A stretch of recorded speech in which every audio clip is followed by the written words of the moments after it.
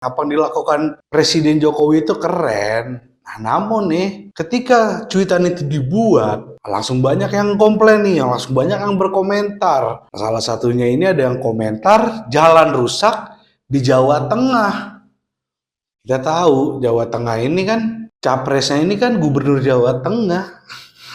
Jawa Tengah jalannya rusak, gubernurnya lagi sibuk jogging di DKI. Ya, kemarin kan kita tahu ketika mencoba mengkritik pemerintah, mengkritik dengan data yang benar, fakta yang ada, malah diteror, didatengin. Apalagi ini nih sekarang, yang gubernurnya maju sebagai capres, ketika dikritik, partainya oleh partai merah pula lagi. Wah, serem banget kan, Bor? Kalau hal-hal kayak gini nih malah jadi dipermasalahkan, jadi bis mereka merosot masuk ke dalam jurang. Kabarnya sih, kecelakaan ini terjadi akibat anak kecil ini tidak sengaja menyenggol rem tangan sehingga bis lepas kendali. Walhasil, kejadian ini langsung memakan korban jiwa di mana bisnya langsung nyebur ke jurang. Halo Bor, kembali lagi di Riba, review berita bareng gue si Ali Riba.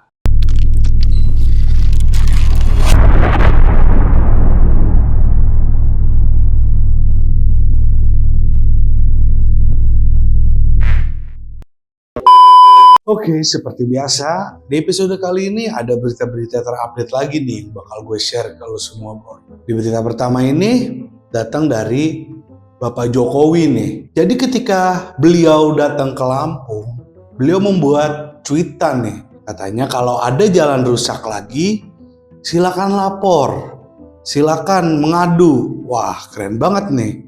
Inisiatif yang dilakukan Bapak Jokowi ini.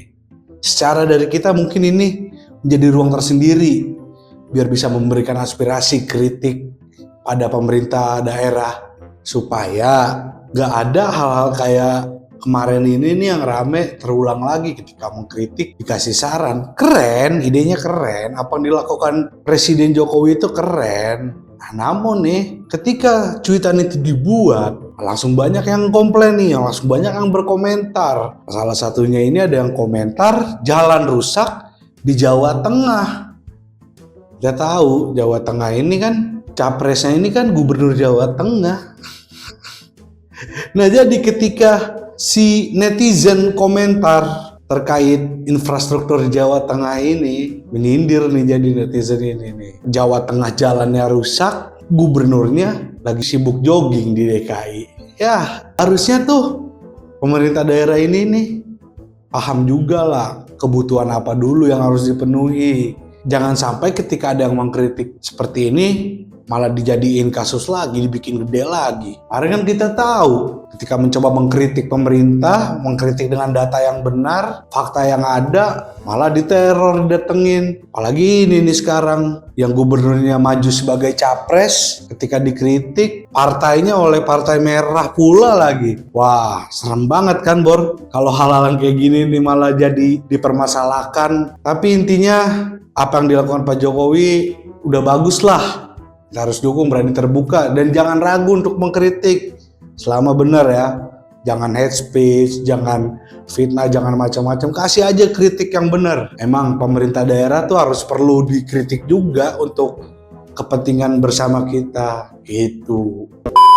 Oke Bor, masuk ke berita kedua. Di berita kedua ini ada berita duka yang datangnya dari saudara-saudara kita di Paku Jaya, Serpong, Kota Tangerang Selatan. Jadi warga ini nih sedang berlibur ke tempat wisata Guci, Jawa Tengah. Namun naas, kejadian di luar dugaan ini terjadi nih. Jadi bis mereka merosot masuk ke dalam jurang. Kabarnya sih kecelakaan ini terjadi akibat anak kecil ini tidak sengaja menyenggol rem tangan sehingga bis lepas kendali.